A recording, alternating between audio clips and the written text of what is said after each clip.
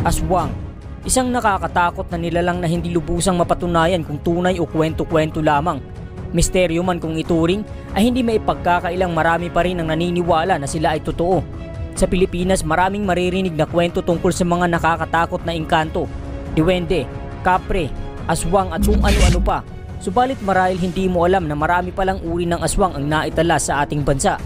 Mula sa mabagsik na manananggal hanggang sa mapanlinlang na mandurugo. Ngayon, paganahin ang imahinasyon dahil ating kikilalanin at aalamin ang hiwaga, katatakutan at kababalaghang dala ng mga aswang.